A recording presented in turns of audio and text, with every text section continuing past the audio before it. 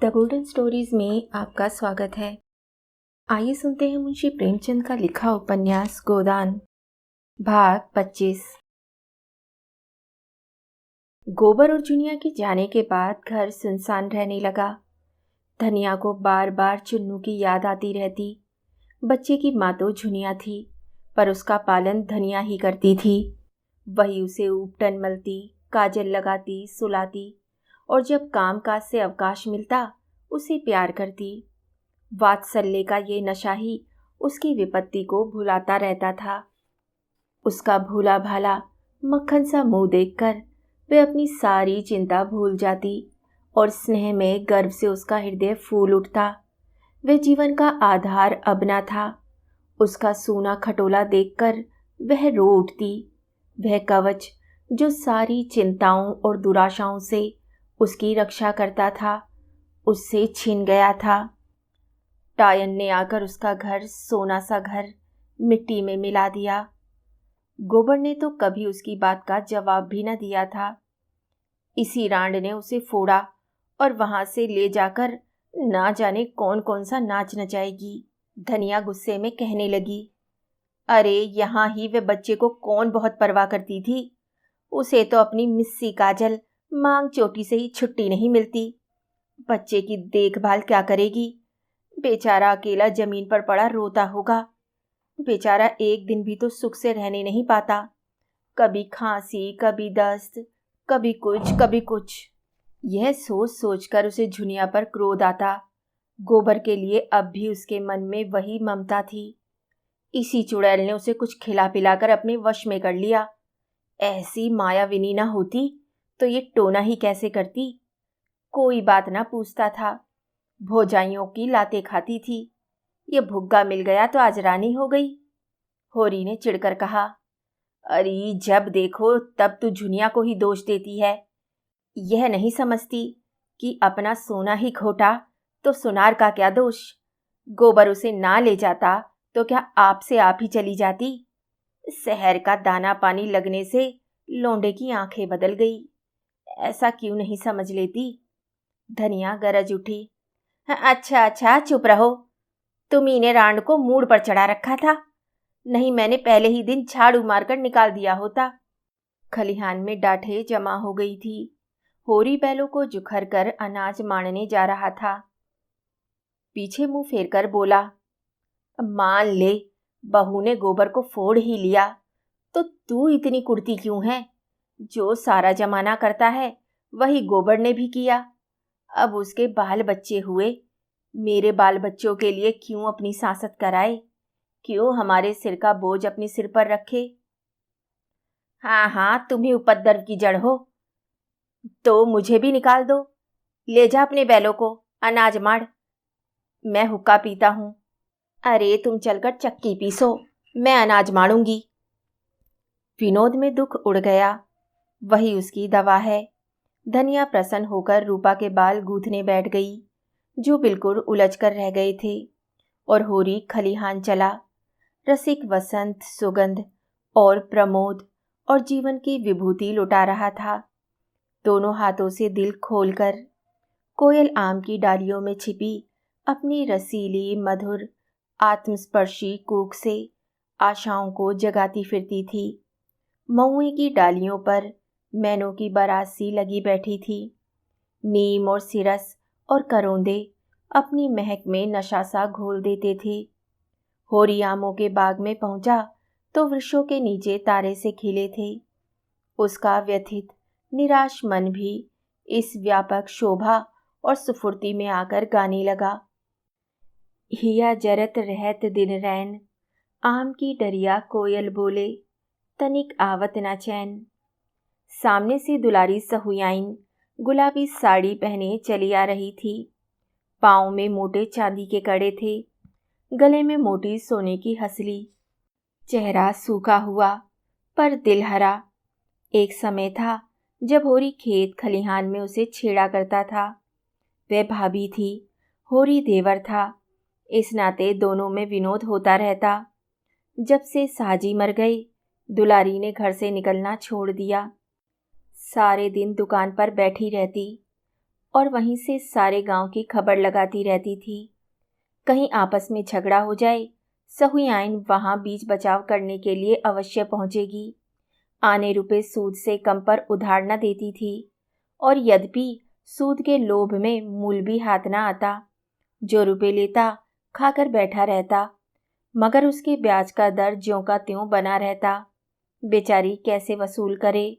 नालिश फरियाद करने से रही, थाना पुलिस करने से रही। केवल जीभ का बल था, पर ज्यों ज्यों उम्र के साथ जीभ की तेजी बढ़ती जाती थी, उसकी काट घटती जाती थी। अब उसकी गालियों पर लोग हंस देते और मजाक में कहते, क्या करेगी रुपए लेकर काकी, साथ तो एक कौड़ी भी ना ले जा सकेगी। गरीब को खिला पिलाकर जितनी असीस मिल सके ले ले, यही परलोक में काम आएगा। और दुलारी परलोक के नाम से जलती थी। होरी ने छेड़ा, आज तो भाभी तुम सचमुच जवान लगती हो। सहुयाइन मगन होकर बोली, आज मंगल का दिन है, नजर न लगा देना। इसी मारे में कुछ पहनती ओढ़ती नहीं। घर से निकलो तो सभी घूरने लगते हैं, जैसे कभी कोई मेहरिया देखी ना हो। पटेश्वरी लाला की पुरानी बान अभी नहीं छूटी। होरी ठिठक गया। बड़ा मनोरंजन प्रसंग छिड़ गया था। बैल आगे निकल गए। वह जो आजकल बड़े भगत हो गए हैं, देखती नहीं हो, हर पूर्णमासी को सत्यनारायण की कथा सुनते हैं और दोनों जून मंदिर में दर्शन करने जाते हैं। ऐसे लंपट जितने होते हैं सभी बूढ़े भगत बन जाते हैं। कुकर्म का प्रायश्चित तो करना ही पड़ता है। पूछो, मैं अब बुढ़िया हुई, मुझसे क्या हंसी। तुम अभी बुढ़िया कैसे हो गई भाभी, मुझे तो अब भी। अच्छा चुप ही रहना, नहीं 150 गाली दूंगी। लड़का परदेस कमाने लगा, एक दिन न्वेता भी ना खिलाया, सेंत मेंत में भाभी बनाने को तैयार। अब मुझसे कसम ले लो भाभी, जो मैंने उसकी कमाई का 1 पैसा भी छुआ हो। ना जाने क्या लाया, कहाँ खर्च किया, मुझे कुछ भी पता नहीं। बस एक जोड़ा धोती और एक पगड़ी मेरे हाथ लगी। अच्छा कमाने तो लगा, आज नहीं कल घर संभालेगा ही। भगवान उसे खुशी रखे। हमारे रुपए भी थोड़ा थोड़ा देते चलो, सूद ही तो बढ़ रहा है। तुम्हारी एक एक पाई दूंगा भाभी, हाथ में पैसे आने दो, और खा के ही जाएंगे तो कोई बाहर के तो नहीं है तो तुम्हारे ही।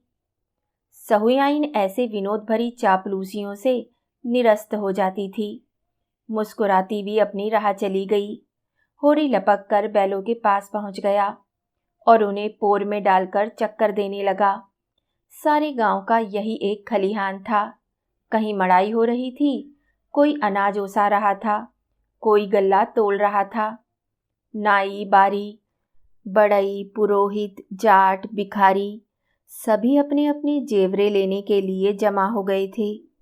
एक पेड़ के नीचे झिंगूरी सिंह खाट पर बैठे अपनी सवाई उगा रहे थे। कई बनिए खड़े गल्ले का भाव ताव कर रहे थे। सारे खलिहान में मंडी की सी रौनक थी। एक खटकिन बेर और मकोए बेच रही थी, और एक खोजे वाला तेल के सेव और जलेबियां लिए फिर रहा था। पंडित दाता दीन भी होरी से अनाज बंटवाने के लिए आ पहुंचे और झिंगूरी सिंह के साथ खाट पर बैठे थे। दाता दीन ने सुरती मलते हुए कहा, अको सुना, सरकार भी महाजनों से कह रही है कि सूद का दर घटा दो, नहीं डिग्री ना मिलेगी। झिंगूरी तंबाकू फांक कर बोले, पंडित, मैं तो एक बात जानता हूँ, तुम्हें गरज पड़ेगी तो 100 बार हमसे रुपए उधार लेने आओगे, और हम जो ब्याज चाहेंगे लेंगे। सरकार अगर आसामियों को रुपए उधार देने का कोई बंदोबस्त ना करेगी तो हमें इस कानून से कुछ ना होगा। अजी हम दर कम खिलाएंगे, लेकिन 100 में 25 पहले ही काट लेंगे। इसमें सरकार क्या कर सकती है? यह तो ठीक है, लेकिन सरकार भी इन बातों को खूब समझती है। इसकी भी कोई रोक निकालेगी, देख लेना। इसकी रोक हो ही नहीं सकती। अच्छा, अगर वे शर्त कर दे, जब तक स्टाम्प पर गांव के मुखिया या कारिंदे के दस्तखत ना होंगे वे पक्का ना होगा। तब क्या करोगे? आसामी को 100 बार गरज होगी तो मुखिया को हाथ पांव जोड़ के लाएगा और दस्तखत करवाएगा। हम तो 1/4 काट ही लेंगे। और जो फंस जाओ, जाली हिसाब लिखा और गए 14 साल को। झिंगूरी सिंह जोर से हंसा। तुम क्या कहते हो पंडित? क्या तब संसार बदल जाएगा? कानून और न्याय उसका है जिसके पास पैसा है। कानून तो है कि महाजन किसी आसामी के साथ कड़ाई ना करे, कोई जमींदार किसी काश्तकार के साथ सख्ती ना करे। मगर होता क्या है, रोज ही देखते हो, जमींदार मुसक बंधवा के पिटवाता है और महाजन लात और जूते से बात करता है। जो किसान पोड़ा है उसे ना जमींदार बोलता है ना महाजन। ऐसे आदमियों से हम मिल जाते हैं और उनकी मदद से दूसरे आदमियों की गर्दन दबाते हैं। तुम्हारे ही ऊपर राय साहब के 500 रुपये निकलते हैं, लेकिन नोखे राम में है। मगर नोखे राम में है इतनी हिम्मत कि तुमसे कुछ बोले। वह जानते हैं तुमसे मेल करने में ही उनका हित है। आसामी में इतना बूता है कि रोज अदालत दौड़े। सारा कारोबार इसी तरह चलता रहेगा जैसे चल रहा है। कचहरी अदालत उसी के साथ है जिसके पास पैसा है। हम लोगों को घबराने की कोई बात नहीं। ये कहकर उन्होंने खलिहान का एक चक्कर लगाया और फिर आकर खाट पर बैठते हुए बोले, हाँ, मतई के ब्याह का क्या हुआ? हमारी सलाह तो यह है कि उसका ब्याह कर डालो। अब तो बड़ी बदनामी हो रही है। दाता दिन को जैसे ततैया ने काट खाया। इस आलोचना का क्या आशय था वह खूब समझते थे। गर्म होकर बोले, पीठ पीछे आदमी जो चाहे बके, हमारे मुंह पर कोई कुछ कहे तो उसकी मूछें उखाड़ लूं। कोई हमारी तरह नेमी बन तो ले। कितनों को जानता हूं जो कभी संध्या बंदन नहीं करते। न उन्हें धर्म से मतलब, न कर्म से, न कथा से मतलब, न पुराण से। वे अपने को ब्राह्मण कहते हैं। हमारे ऊपर क्या हंसेगा कोई जिसने अपने जीवन में एकादशी भी नागा नहीं की, कभी बिना स्नान पूजन किए मुंह में पानी नहीं डाला। नेम का निभाना कठिन है। कोई बता दे कि हमने कभी बाजार की कोई चीज खाई हो या किसी दूसरे के हाथ का पानी पिया हो तो उसकी टांग की राह निकल जाऊं। सिलिया अपनी चौखट नहीं लागने पाती। चौखट, बर्तन, भांडे छूना तो दूसरी बात है। मैं यह नहीं कहता कि मतई ये बहुत अच्छा काम कर रहा है, लेकिन जब एक बात हो गई तो ये पाजी का काम है कि औरत को छोड़ दे। मैं तो खुल्लम खुल्ला कहता हूँ, इसमें छिपाने की कोई बात नहीं। स्त्री जाति पवित्र है। दाता दीन अपनी जवानी में स्वयं बड़े रसिया रह चुके थे, लेकिन अपने नेम धर्म से कभी नहीं चूके। माता दीन भी सुयोग्य पुत्र की भांति उन्हीं के पदचिन्हों पर चल रहा था। धर्म का मूल तत्व है पूजा पाठ, कथा व्रत और चूल्हा चौका। जब पिता पुत्र दोनों ही मूल तत्व को पकड़े हुए हैं तो किसकी मजाल है कि उन्हें पथभ्रष्ट कह सके। झिंगूरी सिंह ने कायल होकर कहा, मैंने तो भाई जो सुना था वे तुमसे कह दिया। दाता दीन ने महाभारत और पुराणों से ब्राह्मणों द्वारा अन्य जातियों की कन्याओं के ग्रहण किए जाने की एक लंबी सूची पेश की और ये सिद्ध कर दिया कि उनसे जो संतान हुई वह ब्राह्मण कहलाई और आजकल के जो ब्राह्मण हैं वे उन्हीं संतानों की संतान है। ये प्रथा आदिकाल से चली आई है और इसमें कोई लज्जा की बात नहीं। झिंगूरी सिंह उनके पांडित्य पर मुग्ध होकर बोले, तब क्यों आजकल लोग वाजपेयी और सुकुल बने फिरते हैं? समय समय की प्रथा है और क्या। किसी में उतना तेज तो हो, विष खाकर उसे पचाना तो चाहिए। वह सतयुग की बात थी, सतयुग के साथ गई। अब तो अपना निभा बिरादरी के साथ मिलकर रहने में है। मगर करूं क्या, कोई लड़की वाला आता ही नहीं। तुमसे भी कहा औरों से भी कहा, कोई नहीं सुनता भाई, तो मैं क्या लड़की बनाऊं? झिंगूरी सिंह ने डांटा। झूठ मत बोलो पंडित, मैं 2 आदमियों को फांस फूस कर लाया, मगर तुम मुंह फुलाने लगे तो दोनों कान खड़े करके भाग निकले। आखिर किस बिरते पर 1500 मांगते हो तुम? 10 बीघे खेत और भीख के सिवा तुम्हारे पास और है क्या? दाता दिन के अभिमान को चोट लगी। दाढ़ी पर हाथ फेरकर बोले, पास कुछ ना सही, मैं भीख ही मांगता हूँ, लेकिन मैंने अपनी लड़कियों के ब्याह में 500-500 दिए हैं, फिर लड़के के लिए 500 क्यों ना मांगू? किसी ने सेंत मेंत में मेरी लड़की ब्याह ली होती तो मैं भी सेंत मेंत में लड़का ब्याह लेता। रही हैसियत की बात, तो तुम जजमानी को भीख समझो, मैं तो उसे जमींदारी समझता हूँ। बंक घर, जमींदारी मिट जाए, बंक घर टूट जाए, लेकिन जजमानी अंत तक बनी रहेगी। जब तक हिंदू जाति रहेगी तब तक ब्राह्मण भी रहेंगे और जजमानी भी रहेगी। सालग में मजे से घर बैठे 100-200 फटकार लेते हैं। कभी भाग लड़ गया तो 400-500 मार लिए। कपड़े बर्तन भोजन अलग, कहीं ना कहीं नित ही कार भोजन पड़ा ही रहता है। कुछ ना मिले तब भी 1-2 थाल और 2-4 आने दक्षिणा मिल ही जाते हैं। ऐसा चैन न जमींदारी में है न साहूकारी में। फिर मेरा तो सिलिया से जितना उबार होता है उतना ब्राह्मण की कन्या से क्या होगा? वह तो बहुरिया बनी बैठी रहेगी, बहुत होगा रोटियां पका देगी। यहाँ सिलिया अकेली 3 आदमियों का काम करती है और मैं उसे रोटी के सिवा और देता क्या हूँ? बहुत हुआ तो साल में 1 धोती दे दी। दूसरे पेड़ के नीचे दाता दीन का निजी पैरा था। 4 बैलों से मड़ाई हो रही थी। धन्ना चमार बैलों को हाँक रहा था। सिलिया पैर से अनाज निकाल निकाल कर ओसा रही थी और माता दीन दूसरी ओर बैठा अपनी लाठी में तेल मल रहा था। सिलिया सावली सलोनी छरहरी बालिका थी जो रूपवती ना होकर भी आकर्षक थी। उसके हास में, चितवन में, अंगों के विलास में हर्ष का उन्माद था, जिससे उसकी बोटी बोटी नाचती रहती थी। सिर से पांव तक भूसों के अणुओं में सनी, पसीने से तर, सिर के बाल आधे खुले, वे दौड़ दौड़ कर अनाज ओसा रही थी, मानो तन मन से कोई खेल खेल रही हो। माता दीन ने कहा, आज सांझ तक अनाज बाकी ना रहे सिलिया, तू थक गई हो तो मैं आऊं? सिलिया प्रसन्न मुख बोली, तुम काहे को आओगे पंडित? मैं संध्या तक सब ओसा दूंगी। अच्छा, तो मैं अनाज ढो ढो कर रखाऊं, तू अकेली क्या क्या कर लेगी? तुम घबराते क्यों हो?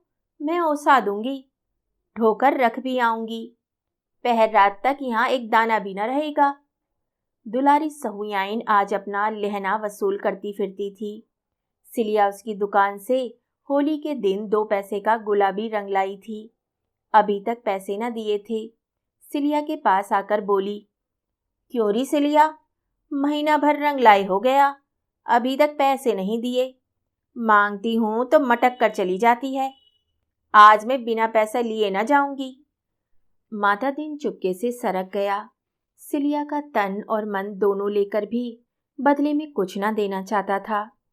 सिलिया अब उसकी निगाह में केवल काम करने की मशीन थी और कुछ नहीं। उसकी ममता को वह बड़े कौशल से नचाता रहता था।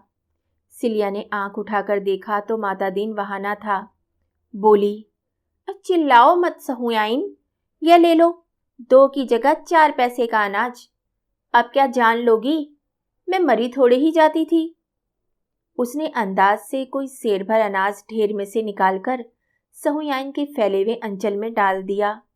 उसी वक्त माता दीन पेड़ की आड़ से झल्लाया हुआ निकला और सहुयाइन का अंचल पकड़कर बोला, अनाज सीधे से रख दो सहुयाइन, लूट नहीं है। फिर उसने लाल लाल आंखों से सिलिया को देखकर डांटा, तूने अनाज क्यों दे दिया? किससे पूछ कर दिया?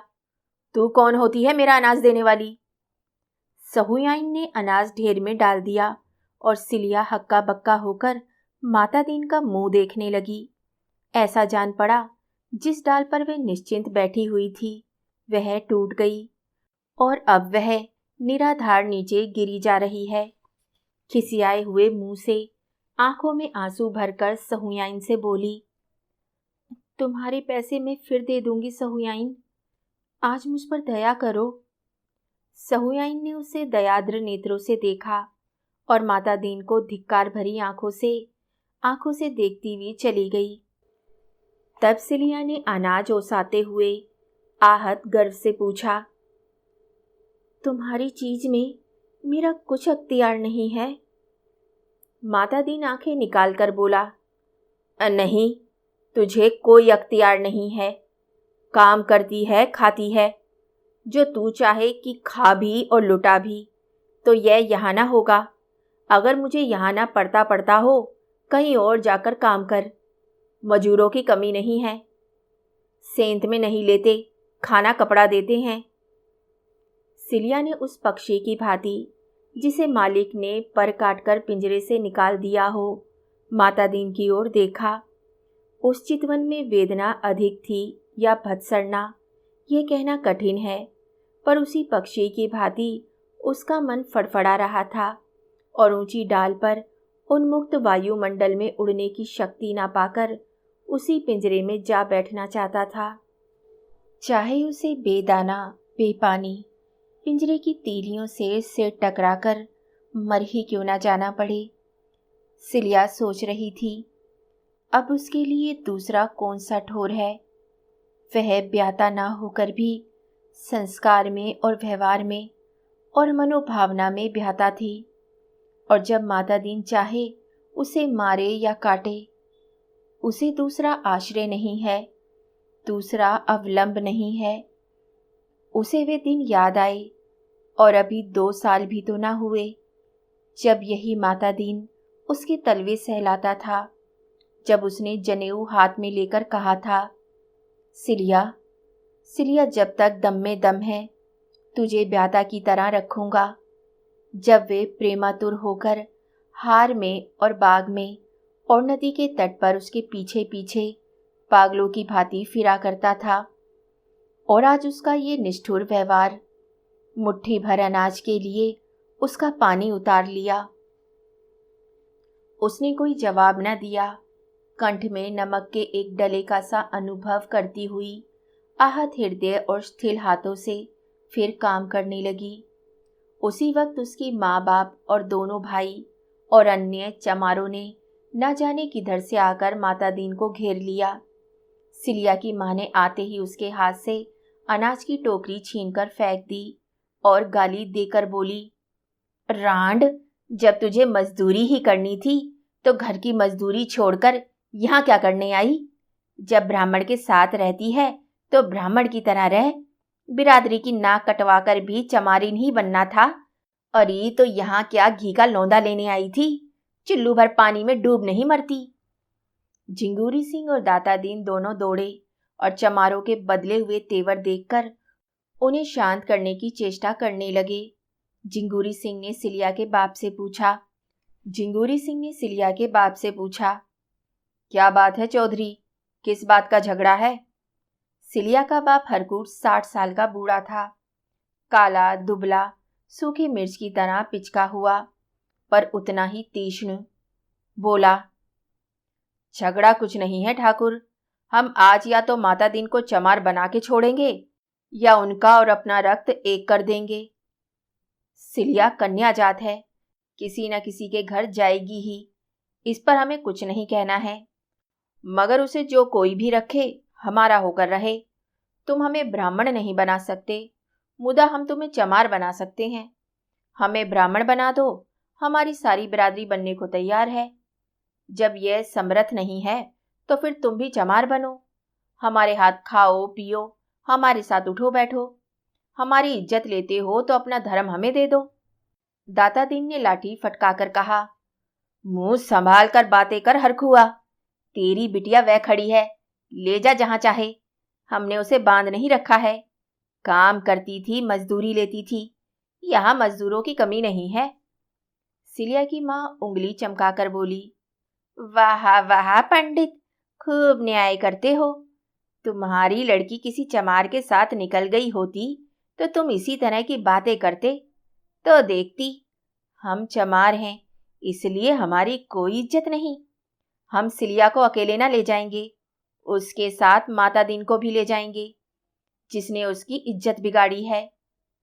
तुम बड़े नेमी धर्मी हो, उसके साथ सोओगे लेकिन उसके हाथ का पानी ना पियोगे। यही चुड़ैल है कि यह सब सहती है, मैं तो ऐसे आदमी को माहुर दे देती। हरकू ने अपने साथियों को ललकारा, सुन ली इन लोगों की बात की नहीं? अब क्या खड़े मुंह ताकते हो? इतना सुनना था कि चमारों ने लपक कर माता दिन के हाथ पकड़ लिए। तीसरे ने झपट कर उसका जनेऊ तोड़ डाला और इसके पहले कि दाता दीन और झिंगूरी सिंह अपनी अपनी लाठी संभाल सके, दो चमारों ने माता दीन के मुंह में एक बड़ी सी हड्डी का टुकड़ा डाल दिया। माता दीन ने दांत जकड़ लिए, फिर भी वह घिनौनी वस्तु उनके होठों में तो लग ही गई। उन्हें मतली हुई और मुंह आप से आप खुल गया और हड्डी कंठ तक जा पहुंची। इतने में खलिहान के सारे आदमी जमा हो गए, पर आश्चर्य यह कि कोई इन धर्म के लुटेरों से मुजाहिम न हुआ। माता दीन का व्यवहार सभी को नापसंद था। वे गांव की बहू बेटियों को घूरा करता, इसलिए मन में सभी उसकी द्रुति से प्रसन्न थे। हाँ, ऊपरी मन से लोग चमारों पर रोब जमा रहे थे। होरी ने कहा, अच्छा, अब बहुत हुआ हरखू, भला चाहते हो तो यहाँ से चले जाओ। हरखू ने निडरता से उत्तर दिया, तुम्हारे घर में भी लड़कियां हैं होरी महतो, इतना समझ लो। इसी तरह गांव की मर्द जात बिगड़ने लगी तो किसी की आबरू न बचेगी। एक क्षण में शत्रु पर पूरी विजय पाकर आक्रमणकारियों ने वहां से टल जाना ही उचित समझा। जनमत बदलते देर नहीं लगती, उससे बचे रहना ही अच्छा है। माता दीन कह कर रहा था। दाता दीन ने उसकी पीठ सहलाते हुए कहा, एक एक को 5-5 साल के लिए ना भिजवाया तो कहना, 5-5 साल तक चक्की पिसवाऊंगा। हरकू ने हेकड़ी के साथ जवाब दिया, इसका यहाँ कोई गम नहीं। कौन तुम्हारी तरह बैठे मौजे करते हैं? जहां काम करेंगे वहीं आधा पेट दाना मिल जाएगा। माता दीन कहकर चुकने के बाद निर्जीव सा जमीन पर लेट गया, मानो कमर टूट गई हो, मानो डूब मरने के लिए चुल्लू भर पानी खोज रहा हो। जिस मर्यादा के बल पर उसकी रसिकता और घमंड और पुरुषार्थ अकड़ता फिरता था, वह मिट चुकी थी। उस हड्डी के टुकड़े ने उसके मुंह को ही नहीं, उसकी आत्मा को भी अपवित्र कर दिया था। उसका धर्म इसी खान पान छूत विचार पर टिका हुआ था। आज उस धर्म की जड़ कट गई। अब वह लाख प्रायश्चित करे, लाख गोबर खाए और गंगा जल पिए, लाख दान पुण्य और तीर्थ व्रत करे, उसका मरा हुआ धर्म जी नहीं सकता। मगर अकेले की बात होती तो छिपा ली जाती। यहाँ तो सबके सामने उसका धर्म लुटा। अब उसका सिर हमेशा के लिए नीचा हो गया। आज से वे अपने ही घर में अछूत समझा जाएगा। उसकी स्नेहमयी माता भी उसे घृणा करेगी। और संसार से धर्म का ऐसा लोभ हो गया कि इतने आदमी केवल खड़े तमाशा देखते रहे, किसी ने चूं तक ना की। एक क्षण पहले जो लोग उसे देखते ही पालागन करते थे, अब उसे देखकर मुंह फेर लेंगे। वे किसी मंदिर में भी न जा सकेगा, न किसी के बर्तन भांडे छू सकेगा। और ये सब हुआ इस अभागिन सिलिया के कारण। सिलिया जहां अनाज ओसा रही थी, वहीं सिर झुकाए खड़ी थी, मानो ये उसी की दुर्गति हो रही है। सहसा उसकी माँ ने आकर डांटा, अरे खड़ी ताकती क्या है, चल सीधे घर, नहीं बोटी बोटी काट डालूंगी। बाप दादा का नाम तो खूब उजागर कर चुकी, अब क्या करने पर लगी है। सिलिया मूर्तिवान खड़ी रही। माता पिता और भाइयों पर उसे क्रोध आ रहा था। ये लोग क्यों उसके बीच में बोलते हैं? वे जैसे चाहती है रहती है, दूसरों से क्या मतलब।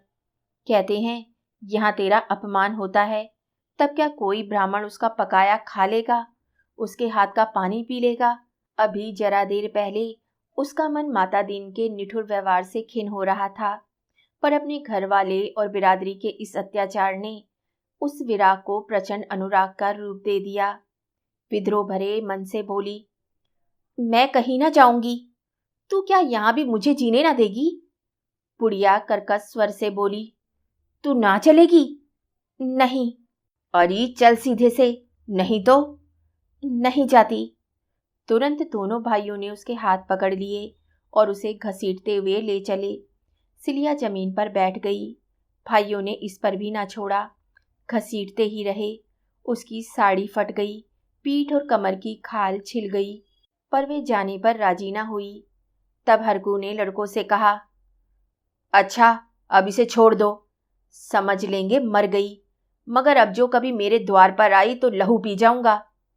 सिलिया जान पर खेलकर बोली, हाँ हाँ, जब तुम्हारे द्वार पर जाऊं तो पी लेना। बुढ़िया ने क्रोध में सिलिया को कई लातें जमाई और हरकू ने उसे हटाना दिया होता तो शायद प्राण ही लेकर छोड़ती। बुढ़िया फिर झपटी तो हरकू ने उसे धक्के देकर पीछे हटाते हुए कहा, तू भी हत्यारिन है कलिया, क्या उसे मार ही डालेगी? सिलिया बाप के पैरों से लिपट कर बोली, मार डालो दादा, मार डालो, सब जने मिलकर मार डालो। हाय अम्मा, तुम इतनी निर्दयी हो, इसीलिए दूध पिलाकर पाला था, शोर में ही क्यों ना गला घोट दिया। हाय, मेरे पीछे पंडित को भी तुमने भ्रष्ट कर दिया, उसका धर्म लेके तुम्हें क्या मिला? अब तो वह भी मुझे ना पूछेगा। लेकिन पूछे ना पूछे, रहूंगी तो उसी के साथ। वे मुझे चाहे भूखा रखे चाहे मार डाले, पर उसका साथ ना छोड़ूंगी। उनकी सांसत करा के छोड़ दूं, मर जाऊंगी, पर हरजाई ना बनूंगी। एक बार जिसने बाह पकड़ ली उसी की रहूंगी। कलिया ने होठ चबाकर कहा, जाने दो रांड को, समझती है वे इसका निभा करेगा, मगर आज ही मारकर भगा न दे तो मुंह ना दिखाऊं। भाइयों को भी दया आ गई। सिलिया को वहीं छोड़कर सबकी सब चले गए। तब वे धीरे से उठकर लंगड़ाती कराती खलिहान में आकर बैठ गई और अंचल में मुंह ढांपकर रोने लगी। दादा दीन ने जुलाहे का गुस्सा दाढ़ी पर उतारा। अरे उनके साथ क्यों नहीं चली गई सिलिया? अब क्या करवाने पर लगी हुई है?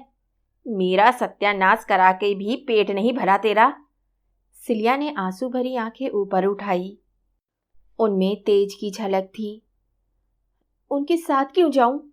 जिसने बाह पकड़ी है उसके साथ रहूंगी। पंडित जी ने धमकी दी।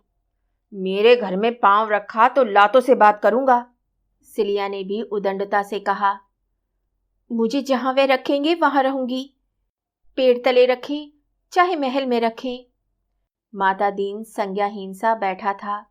दोपहर होने को आ रही थी। धूप पत्तियों से छन छन कर उसके चेहरे पर पड़ रही थी। माथे से पसीना टपक रहा था, पर वे मौन निस्पंद बैठा हुआ था। सहसा जैसे उसने होश में आकर कहा, मेरे लिए अब क्या कहते हो दादा? दादा दीन ने उसके सिर पर हाथ रखकर ढाढ़स देते हुए कहा, तुम्हारे लिए अभी मैं क्या कहूँ बेटा, चलकर नहाओ खाओ, फिर पंडितों की जैसी व्यवस्था होगी वैसा किया जाएगा। हाँ, एक बात है, सिलिया को त्यागना पड़ेगा। माता दीन ने सिलिया की ओर रक्त भरे नेत्रों से देखा। मैं अब उसका मुंह कभी ना देखूंगा, लेकिन प्रायश्चित हो जाने पर फिर तो कोई दोष ना रहेगा। प्रायश्चित हो जाने पर कोई दोष पाप नहीं रहता। तो आज ही पंडितों के पास जाओ।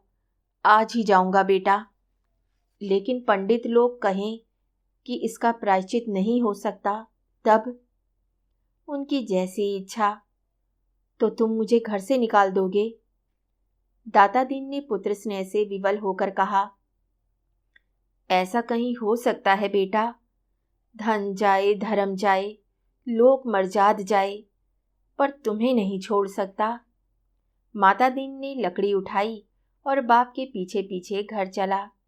सिलिया भी उठी और लंगड़ाती हुई उसके पीछे हो ली। माता दीन ने पीछे फिरकर निर्मम स्वर में कहा, मेरे साथ मत आ, मेरा तुझसे कोई वास्ता नहीं। इतनी सांसत करवा के भी तेरा पेट नहीं भरता। सिलिया ने धृष्टता के साथ उसका हाथ पकड़कर कहा, वास्ता कैसे नहीं है? इसी गांव में तुमसे धनी, तुमसे सुंदर, तुमसे इज्जतदार लोग हैं। मैं उनका हाथ क्यों नहीं पकड़ती? तुम्हारी ये दुर्दशा ही आज क्यों हुई? जो रस्सी तुम्हारे गले में पड़ गई है उसे तुम लाख चाहो नहीं छोड़ सकते, और ना मैं तुम्हें छोड़कर कहीं जाऊंगी। मजदूरी करूंगी, भीख मांगूंगी, लेकिन तुम्हें ना छोड़ूंगी। यह कहते हुए उसने माता दीन का हाथ छोड़ दिया और फिर खलिहान में जाकर अनाज ओसाने लगी। होरी अभी तक वहां अनाज माड़ रहा था। धनिया उसे भोजन करने के लिए बुलाने आई थी। होरी ने बैलों को एक पैर से बाहर निकालकर एक पेड़ से बांध दिया और सिलिया से बोला, तू भी जा, खा पिया सिलिया, धनिया यहाँ बैठी है, तेरी पीठ पर की साड़ी तो लहू से भर गई है री, कहीं घाव पक ना जाए। तेरे घर वाले बड़े निर्दयी हैं। सिलिया ने उसकी ओर करुण नेत्रों से देखा। यहाँ निर्दयी कौन नहीं है दादा, मैंने तो किसी को दयावान नहीं पाया। क्या कहा पंडित ने? कहते हैं मेरा तुझसे कोई वास्ता नहीं। अच्छा, ऐसा कहते हैं। समझते होंगे इस तरह अपने मुंह की लाली रख लेंगे, लेकिन जिस बात को दुनिया जानती है उसे कैसे छिपा लेंगे। मेरी रोटियां भारी है, ना दे। मेरे लिए क्या, मजदूरी अब भी करती हूं, तब भी करूंगी। सोने की हाथ भर जगह तुम्ही से मांगूंगी, तो क्या तुम ना दोगे?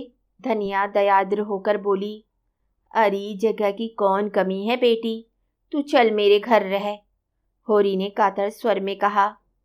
बुलाती तो हो, लेकिन पंडित को जानती नहीं। धनिया ने निर्भीक स्वर में कहा। बिगड़ेंगे तो एक रोटी बेसी खा लेंगे, और क्या करेंगे। कोई उनकी दबैल हूं, उसकी इज्जत ली, बिरादरी से निकलवाया, अब कहते हैं तेरा मुझसे कोई वास्ता नहीं।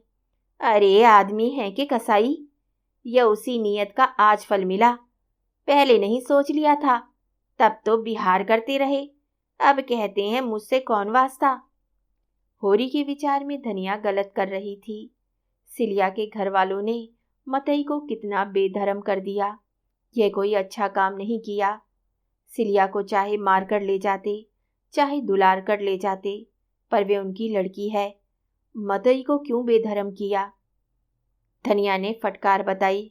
अच्छा अच्छा रहने दो, बड़े न्याय के देवता बने हो। मर्द मर्द मर्द मर्द सब एक होते हैं। इसको मतई ने बेधर्म किया, तब तो किसी को बुरा ना लगा। अब तो मतई बेधर्म हो गए, तो क्यों बुरा लगता है? क्या सिलिया का धर्म धर्म ही नहीं? रखी तो चमारिन, उस पर नेमी धर्मी बनाते हैं। बड़ा अच्छा किया हरकू चौधरी ने, ऐसे गुंडों को यही सजा है। तू चल सिलिया मेरे घर। ना जाने कैसे बेदर्द माँ बाप हैं कि बेचारी की सारी पीठ लहूलुहान कर दी। तुम जाके सोना को भेज दो, मैं इसे लेकर आती हूँ। होरी घर चला गया और सिलिया धनिया के पैरों पर गिरकर रोने लगी।